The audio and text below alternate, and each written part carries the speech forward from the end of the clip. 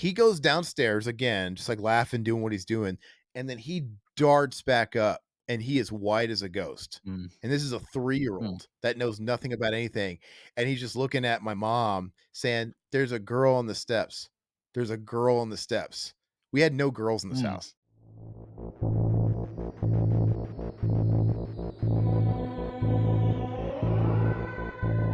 Hi, everybody.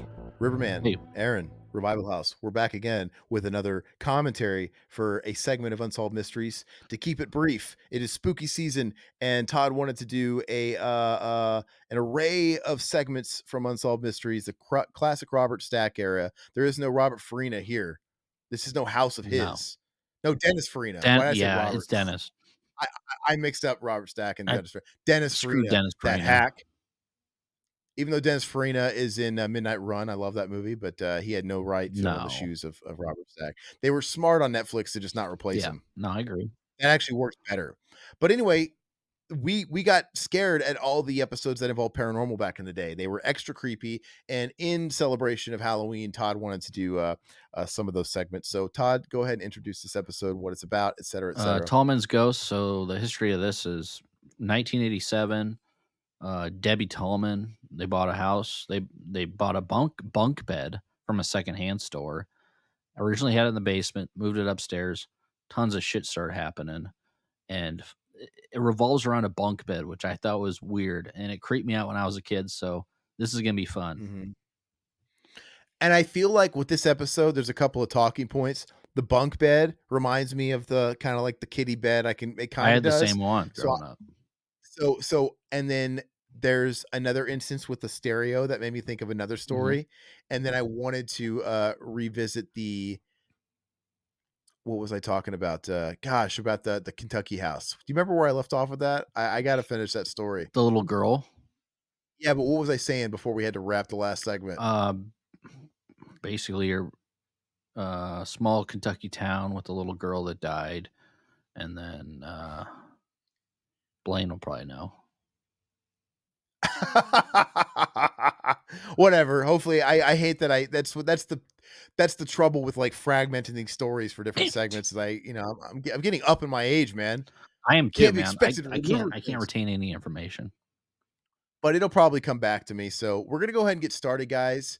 If you're listening to us live, we do have these for now on our Rumble. And by the way, you don't have to have an account to No, watch these links we're sharing, but if you do, man, follow us on Rumble, man. It'd be nice to make a or second X, home man. there I'm always too. on X. Reach out to me on X. All right, so we're gonna go ahead and get started in 3, 2, 1, play. So it kind of Okay. opens up here, showing the bunk bed that they got from the secondhand store. Um, so it starts off with the children getting sick, which children get sick all the That time at the same time. yeah, that's not enough because they start off with yeah, usually they do that, and I don't know if that's intentional, but these stories always start off with somewhat believable things, and they kind of intensify, like, because the first thing they say is, "My children never got sick, and now all of a sudden they're all getting sick." I'm like, "All right, lady. You've moved to a new house, Mhm. new environment, maybe the seasons are changing, they're all young." I'm not there yet. Really quick, so did they say that they even got actors to play the interviewees? Not the so these no, They're these are the blacked real out, ones. They got actors for the real the inner but they always do they for the were reenactments. well they were saying that yeah, they wanted to change the names of the kids. I know that. But what he said was they were so traumatized that they opted to get actors So to why did they play, black and their I'm thinking, faces out? so I missed it because I'm like, "Well, they always get actors to do Yeah.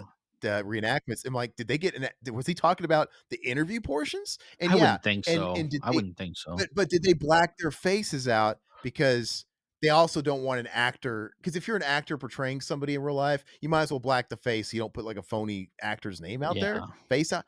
I couldn't tell what that meant, and they changed the name of the kids too, but I kinda missed that the first time around. But this house doesn't involve multiple families. No. So this one, there is I think with this story, you just gotta go off faith. Do you believe them or not? Because it's not like the other ones where you have multiple people involved. This is This one's kind of this is interesting. one of the craziest ones. So this one aired season 3 2 no, season 2, Halloween Eve, I believe, and this was like a Halloween episode of Unsolved Mysteries, which they didn't really have, and this one isn't very well known because they only aired it maybe a couple times, so people search this one out. Mm. Wow, really? Hey, Blaine actually came through. Your brother heard stories. Oh, That's where I left okay. off. When Yes, thanks, Blaine. so I'm only gonna give so much backstory because you guys are gonna have to watch the previous segments, but basically in this old house in Kentucky, I reunited with my long lost brother who, uh, grew up and ended up, going living out his high school years, and he even lived there through college, and he even went back and worked as a cop and lived there at the small and lived in that house in his Oh, young adult years, and, after he got his first divorce. Very much like feels like an Everybody Loves Raymond Roberts situation, yeah. but anyway, I had to know. We hadn't spoken to each other some years. We had to hear about the house. And he was like, "Oh man, I have tons of stories." And I was all ears. And like I said, he had revealed that he had heard as he got older, everybody knew about the house that a little girl had died there. Great. But one of the stories he told me, man, was he says one day I got this one creeps me out. He says one day I got home from football practice as I did. I was like a senior in Yeah. high school. I got home from football practice and he was basically being raised as an only child. And our grandparents, it was just my grandparents and him that lived in the house. Our grandparents had went on a road trip to visit somebody in Tennessee, which is the next state Yeah. over, and they were and so and I knew they weren't going to be home and they were going to be gone for like the next 3 4 days. So I get home, I'm home alone, and I go to take a shower. It's just a little bitty small, well, a basement, one level, and then an attic bedroom, but one bathroom. And so I went to the main floor and I went to take a shower like I did. And I'm taking a shower and it's just an old tub shower with like a curtain to the side of me. And I'm washing my hair, I'm doing my thing. And then all of a sudden I hear from right outside the shower a girl screaming at Oh me. my And I god. freaked out.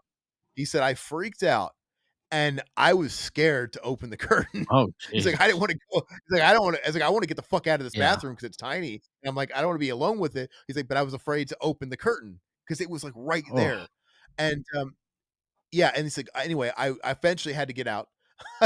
And, I got out, and the first thing I did was get on the phone, and this is he said I called the mhm. grandparents, and, they had cell phones or whatever at the time, and he said, "Where are you guys at?" And sure enough, they were in Yeah. Memphis. He's like, "Oh." He's like, "So I went and fucking stayed the night at his buddy Ruben's house or whatever down this in the neighborhood." Like, fucking shit. And in this same bathroom, dude, I remember one time me and my little brother got punished, man, because we came home from school and there was it there they had accused one of us of doing this, but somebody had gotten into some cosmetics that were in the bathroom. I think they were probably my grandma's they could have been my mom or my grandma's, I don't know. But like oil-based cosmetics, and there was handprints all over the shower curtain and the walls in the Oh bathroom. my god. And we came home from school and she like summoned us and she blamed us like, so which one of you guys did this? Like, we've been at school all fucking day. What are you Yeah, talking yeah. about? Like, and they're like, none, and we wouldn't own up to it because we didn't do it. Like, what are you talking? We never, and she punished us. She made us fucking go downstairs in the basement and write sentences like we were in school about why we shouldn't lie. Mhm, And I'm like, okay. But yeah, there was like little handprints, and I had two little brothers, and they were toddlers. They were mhm, 3, and you could debunk it from them because the handprints were bigger than their mm. hands because they were 3. They were definitely child hands, but they were not as big as theirs, and there was no way they could have reached where these handprints were. So, all signs kinda pointed to someone like this. But I'm like, "Dude, all you we could debunk this right now." Yeah. She didn't even let us debunk it. Like, these are not our hands. But yeah, we never explained that. Huh. We never really could explain that because the only person that would have been home would have been my mom and the toddlers. They were twins, but like I said, these were 3-year-olds. They were not they could not have reached where these prints were. It's just impossible. I mean, I guess they could have been standing on each other's shoulders like the fucking little rascals, but it doesn't make they were with my mom all day. It's one of those things where it's like, "What?" Yeah. Like, no. No, So, little stuff like that would happen. this is a creepy part where Danny comes home from work.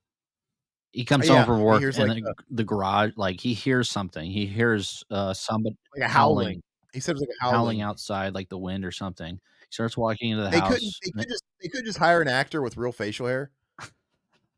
They had to fucking glue these pubes to this guy's pretty face. much, but, Looks so bad, dude. Looks so yeah, bad. Danny walks in the house, and then he walks back out. He sees his garage on fire, and this is kinda what his daughter was saying earlier that Mhm. she saw something on fire, her room was on fire, um, and then also she saw some sort of witch behind her door. So there's a lot of crazy stuff happening with here, with the radio turning and everything like that. So, the witch thing, it's funny because, like I said, without any further context, if a kid just said, "Hey, I was levitating and I saw a witch in my room," if that's all there was, you'd be like, "Oh, sleep Yeah, paralysis, the demon." But this reminded me of that same house because so I think first it attacked the boy because the boy was or one of the kids, they said the radio was yeah, going yeah, haywire, right? That was the first yep, thing. And then the other kid, they said, "We didn't tell the other yep. kid." The other kid had his experience with the witch and all that stuff and the fire. And so everybody sort of gets targeted with this thing.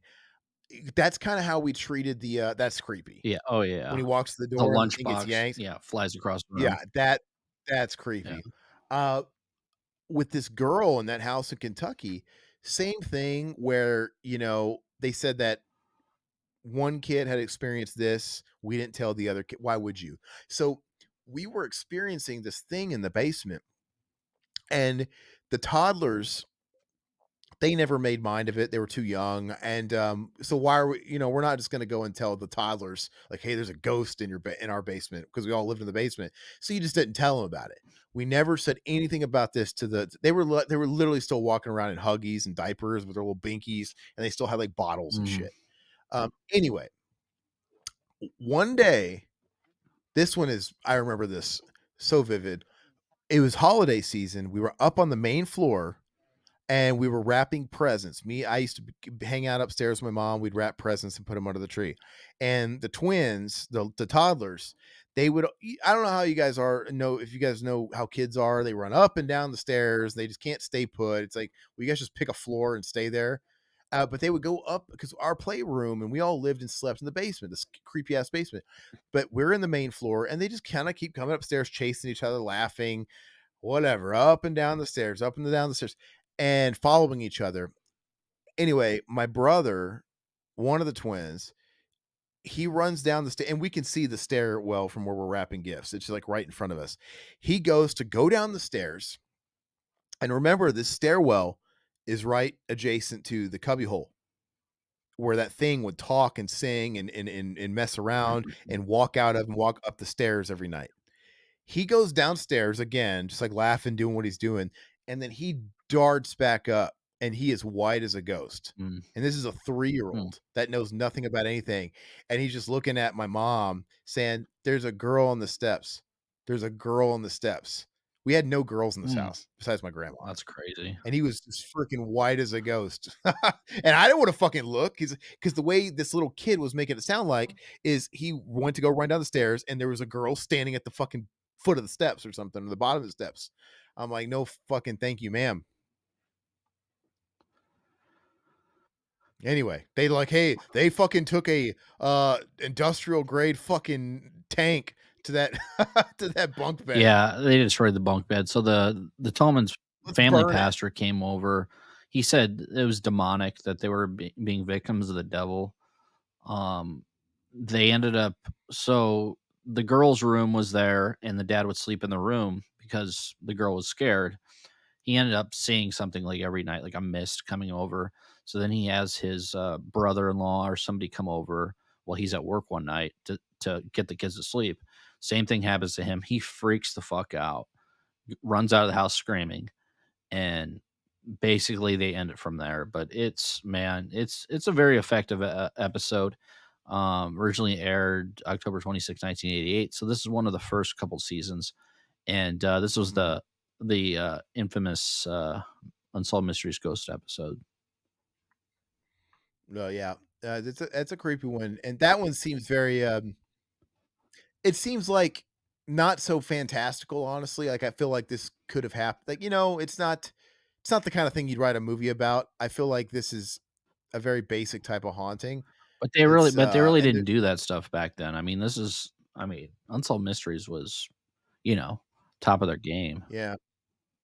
Blaine's asking if I ever saw the entity, the one I was talking about. The only time I could say I saw it was in the window, from the attic, looking He's at it talking from the about I bus think he's stop. talking about the movie, The Entity.